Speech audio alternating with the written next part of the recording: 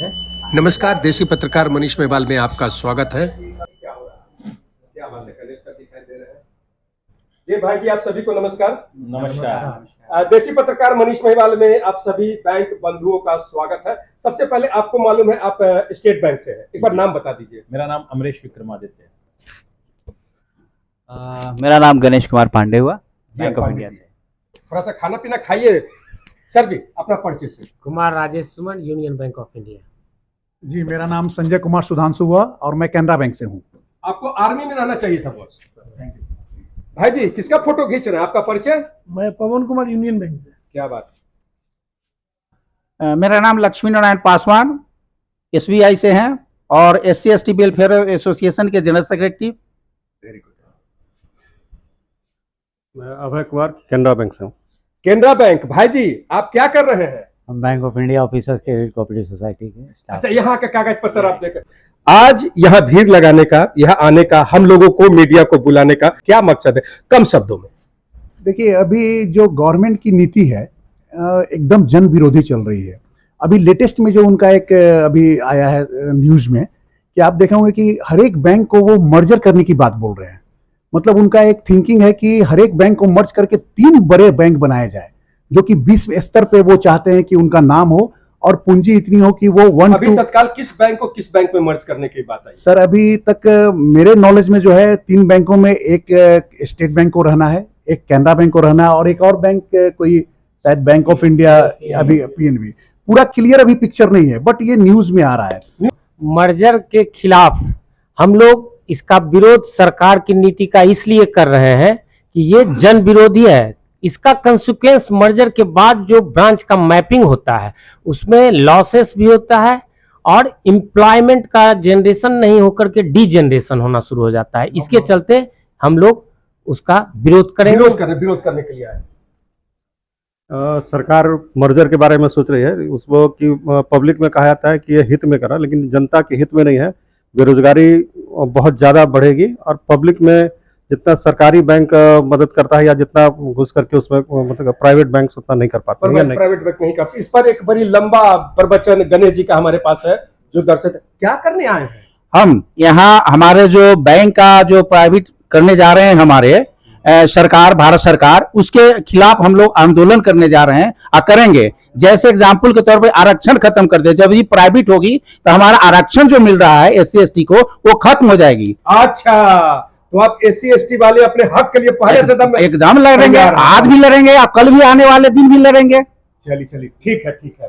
तो अब ये हो गया, आप भी कुछ कहिए कि खाली फोटो खींचिएगा? नहीं, मैं भी वही कह रहा हूँ कि आरक्षण का खत्म होगा, आरक्षण का विरोध करना गलत बात है। आरक्षण का विरोध करना गलत बात है। बहुत अच्छा। कौन आरक्षण का विरोध करता है? चलिए ये रखिए। और होगा, इन लोगों से मैंने कोई काउंटर नहीं किया, कुछ पूछा नहीं। आप दोनों महारथी हैं तो हम लोग बात कर सकते हैं। गणेश सर, कम शब्दों में, आप बहुत लंबा बोलते हैं, लेकिन आप बोलते हैं तो समझ में बहुत अच्छा से आता है। ये हम कह रहे हैं कि इन लोगों ने बताया कि मर्जर की बात हो रही है। ये बात आज से तो नहीं शुरू हुआ, ये बात लगभग पिछले कई सालों से कई बैंकों को मर्ज कर दिया गया। आप लोग को इनकलाब जिंदाबाद करते करते बैंकों को मर्जर कर दिया गया। जो थोड़ा बहुत बचा वो उसको फिर करने आ रहा है। क्या उस समय आपकी ये लड़ाई इनकलाब जिंदाबाद कमजोर था?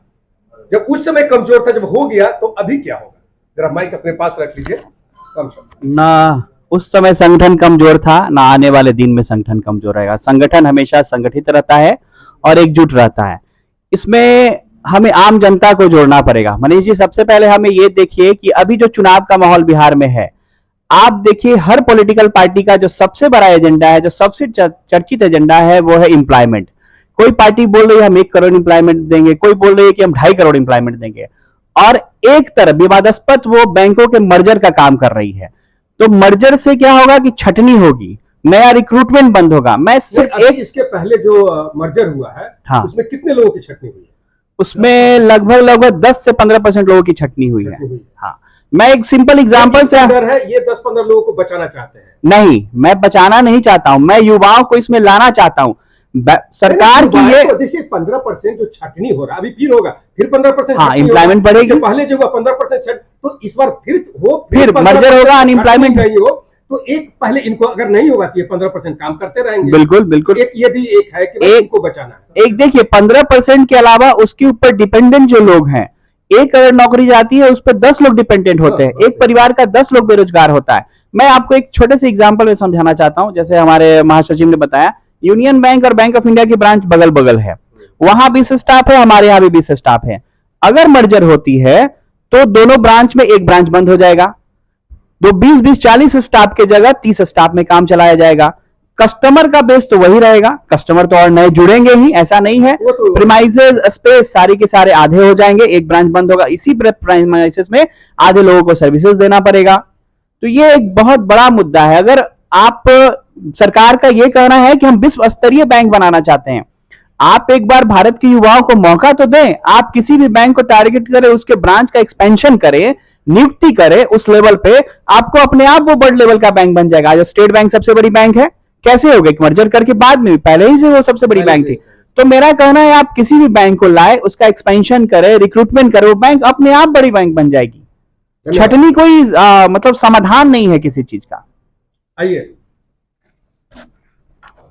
आप लोग हल्ला करते रहे, मर्जर कर दिया, तो लगभग अगर 10 आदमी थे आपके साथ उस समय लड़ने में, 10 वाले में लगता है 6 को कर दिया, 6-7 को कर दिया, 30-40% बचा हुआ है। मैन पावर भी आपके लिए ही बचा हुआ है।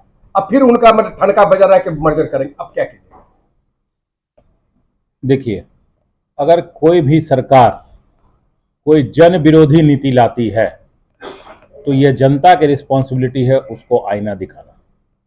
आपके माध्यम से, मीडिया बंधुओं के माध्यम से हम लोग जनता तक इसलिए ये समाचार पहुंचाना चाह रहे हैं कि ये बैंकर्स की लड़ाई नहीं है। यहां हम अपने जॉब को प्रोटेक्ट करने के लिए नहीं बैठे हुए हैं, यहां हम बैठे हुए हैं कि जो राष्ट्र के हितों को नहीं देखा जा रहा है, यहां के जनता के हितों को नहीं देखा जा रहा है। मर्जर एक बिजनेस प्लान नहीं है। सार्वजनिक क्षेत्र के बैंक सिर्फ बिजनेस नहीं करते हैं।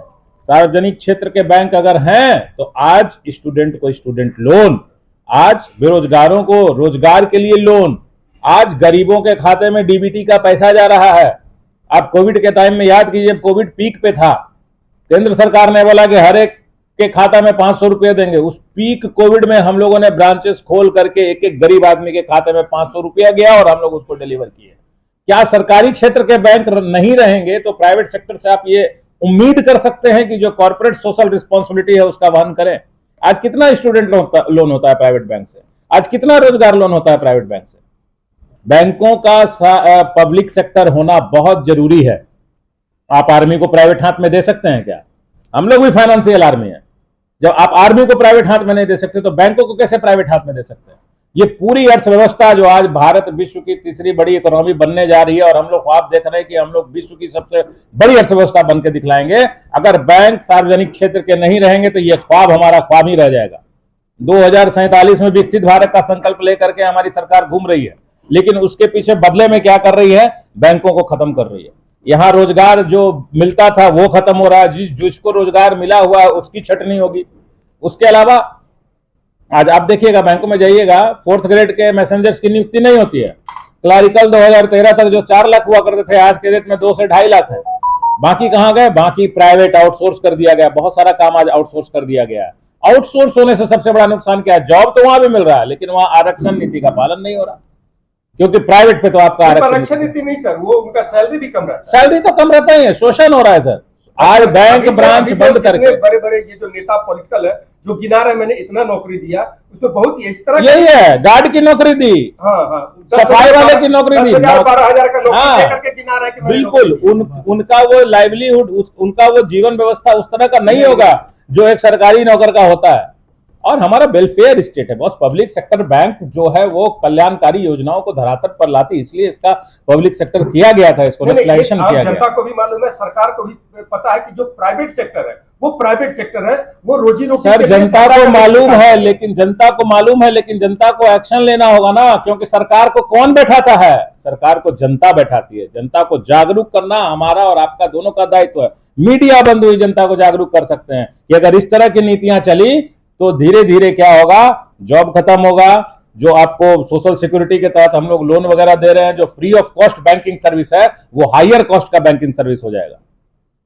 अभी इस महीने से आपका स्टेट बैंक का कुछ रेट बढ़ने वाला है। सर वो तो आरबीआई की नीति जिस हिसाब से मार्केट में रहती है घटता बढ़ता रहता है। वो अच्छा, कोई आपके एसबीआई पर आया तो घटता बढ़ता रहता है। नहीं, सरकार के एसबीआई की बात नहीं है। मैं यहाँ एसबीआई का प्रतिनिधित्व बन के नहीं बैठा हुआ, मैं यहाँ all India bank officers confederation के नेता के नाते आप लोगों के माध्यम से जनता को जागरूक करने के लिए कि सरकार की जो नीतियां अभी क्या किया है, बोर्ड में प्राइवेट बैंक से बोर्ड मेंबर ला रहा है, ओपन कर दिया है। प्राइवेट बैंक के भी जो एम्प्लॉय थे वो भी सरकारी बैंकों के बोर्ड में जा सकते हैं। मतलब जिन लोगों को बैंकिंग सेक्टर के बारे में कोई जानकारी नहीं, मैं ये नहीं कहता जानकारी नहीं, लेकिन आप पास्ट देखिए, यस बैंक जब डूबा था तो स्टेट बैंक के डीएमडी जाकर के, आज भी स्टेट बैंक के डीएमडी उसको हेड कर रहे हैं, उसको डूबते से निकाल करके लाए। मोस्टली प्राइवेट बैंक में सरकारी बैंक से लोग जाकर के काम कर रहे हैं, और सरकारी बैंक को आप प्राइवेट लोगों के हाथों में दे दीजिएगा, इसका इनडायरेक्ट आप कनेक्शन कहीं और है, कॉर्पोरेट घराने में पूरा बैंकिंग सिस्टम को सौंप दीजिए। सही बोल रहे हैं, बहुत अच्छा बोलते हैं, लेकिन कई बार होता है ना, किसी मुद्दा को स्टार्ट करने के बाद आप लोग भूल जाते हैं। बीच में 5 डे बैंकिंग का बात चल रहा था, आप लोगों ने बहुत उछल पकड़ इनकलाब जिंदाबाद किया, अब शांत बैठे होंगे। अगर हम गलत कह रहे हैं तो सर शांत नहीं बैठे हुए हैं। उस पे 4 तारीख को केंद्रीय श्रम आयुक्त के साथ हमारी बैठक है यूएबीयू की। हम लोगों ने जो फरवरी मार्च में स्ट्राइक का कॉल दिया था, उसके बाद केंद्रीय श्रम आयुक्त उसमें मध्यस्थता किए थे, और आईबीए के साथ और डीएफएस के साथ, डिपार्टमेंट ऑफ फाइनेंशियल सर्विसेज के साथ हमारी लगातार मीटिंग्स चल रही है। उसी कड़ी में 4 नवंबर को दिल्ली में फिर से केंद्रीय श्रम आयुक्त के पास 5 डे वाला बात चल रहा है। बिल्कुल सर। जैसे कई बार होता है ना कि हम मीडिया को या आम जनता को या बैंककर्मी को जब बड़ा होता है तो पता चलता है, लेकिन अंदर अंदर आप लोग करते हैं पता नहीं, तो होता नहीं, देरी से असंतोष बढ़ता है, थाना पुलिस में लिखा रहता है। एज एन मीडिया कर्मी मुझे भी लग रहा है कि 5 डे बैंकिंग होगा नहीं सर, 5 डेज बैंकिंग आप लोग लगे होंगे। बिल्कुल, हम कोई भी मुद्दा नहीं छोड़ते हैं, लेकिन मैंने कहा ना 5 डेज वर्क वीक पे सरकार के द्वारा बैंक कर्मियों से समझौता होने के बावजूद लागू नहीं किया जा रहा है। बताइए सरकार का ये किस तरह का नीति है? बैंक बंद कीजिए ना, हमेशा बिल्कुल, बिल्कुल आएंगे सर। ये गलत है। जब सुनील जी थे उस समय भी हड़ताल होगा, सब लोग तैयार है कि भाई 3 दिन 4 दिन का, जब 1 दिन 2 दिन पहले हड़ताल उठा लिया, ये इसका क्या कारण है? क्या ऊपर के लोग आप लोग को कन्विंस कर लेते हैं? ऐसा नहीं है, जब केंद्रीय ऐसा होता है ना, परिस्थितियां वैसी बनती हैं, क्योंकि अब केंद्रीय श्रम आयुक्त अगर मध्यस्थता करने के लिए आ गए और वो बोले कि नहीं आप हड़ताल पर मत जाइए, आपको पता होगा स्ट्राइक का एक नोटिस दिया जाता है। ऐसा एक बार होगा, 2 बार होगा, बार-बार यही होता है। बार-बार यही होता है, यही तो मैं बताना चाह रहा हूं। आप सरकार को समझिए, यानी कि आप बार-बार मत जाते हैं। सरकार को आप समझिए, सरकार, हम लोग जनता के सरकार को आप समझिए, सरकार से आप हम लोग जनता के कष्ट को भी देखेंगे। अगर बैंकिंग, देखिए हड़ताल कोई शौक की चीज नहीं है। अगर हम 2 दिन बैंक बंद करेंगे परेशानी जनता को होगी, एकदम सरकार का जो नुकसान होगा अर्थव्यवस्था का होगा, लेकिन परेशान उसमें हो सकता हो कोई मरीज आपके पास पैसा निकालने आया, दिक्कत जनता को ही होती है। तो हड़ताल बहुत सोच समझ के करना होता है, जनता की परेशानी को। अगर बिना हड़ताल की किसी चीज का समाधान निकाला जा सकता है तो हम लोगों का पहला प्रयास होता है कि बिना हड़ताल के समाधान निकले। इस मंच से हम लोग स्पष्ट करते हैं कि 5 डेज बैंकिंग बैंकर को मिलेगा, आज मिले कल मिलेगा। हमारी लड़ाई जारी है। मतलब ये लड़ाई लंबा चल सकता है? नहीं, लंबा नहीं चलेगा, अब लड़ाई होगी और 5 डेज बैंकिंग होगा। चलिए, लेट से क्यों आए? एक्चुअली हम चेन्नई में थे, अभी जस्ट लैंड किए और सीधे एयरपोर्ट से यहाँ आए। क्या बात है भाई, एक बार ताली होना चाहिए इनके लिए। ये लग रहा है कि बैंक कर्मी है। नहीं, वो एक्चुअली इंडियन बैंक है जिसके लिए इतना मीटिंग चल रहा है। अभी जो सरकार एक नया कदम जो हम लोग देख रहे हैं, प्रेस में आ रहा है कि फिर से बैंकों के मर्जर के लिए आगे बढ़ रही है। एक बार जब बैंकों का मर्जर किया गया तो स्टाफ की जो कमी हो गई और जो नई वैकेंसी आनी चाहिए वो नहीं आ रही है, आउटसोर्सिंग कर रही है सरकार। तो इसके विरोध में हम लोग जो है आज ये प्रेस कॉन्फ्रेंस कर रहे हैं कि पब्लिक को भी परेशानी होगी, बैंकों की संख्या घटेगी, घटने से रोजगार के अवसर कम होंगे, रोजगार के अवसर कम होंगे तो बेरोजगारी बढ़ेगी। सार्वजनिक क्षेत्र के बैंकों को निजीकरण करने की भी दिशा में सरकार काम कर रही है, जिससे आने वाले समय में जो लोक कल्याणकारी योजनाएं हैं जो सरकार के द्वारा चलाई जा रही हैं उस पर आघात होगा, वो कम होंगी। इसके लिए हम लोग चाह रहे हैं कि जनता के का काम सुचारू रूप से हो, नौकरी जो कम होती जा रही है वो आवश्यक रूप से नौकरियों की संख्या बढ़े और लोक कल्याणकारी योजनाएं जो सरकार के द्वारा, सरकारी बैंकों के द्वारा की जाती है वो जारी रहे। धन्यवाद संजय जी, धन्यवाद। तो ये चेन्नई से हवाई जहाज से आए हैं और सीधे यहाँ मीटिंग में आए हैं, ये धन्यवाद। फाइनली एक जनता को शब्दों में क्या कहते हैं और एक बार धन्यवाद देकर मैं आपके माध्यम से जनता से आग्रह करना चाहता हूं कि बैंकिंग सुधार के बहाने सरकार की जो बैंकों, सरकार का जो सार्वजनिक क्षेत्र के बैंकों पे प्रहार है उसको समझने की कोशिश करें और जनता हमारे आंदोलन में हमारा साथ निभाए। हम लोग जन विरोधी नहीं है, हम लोग चाहते हैं समाज का उत्थान हो, राष्ट्र का उत्थान हो, राष्ट्र विकसित बने।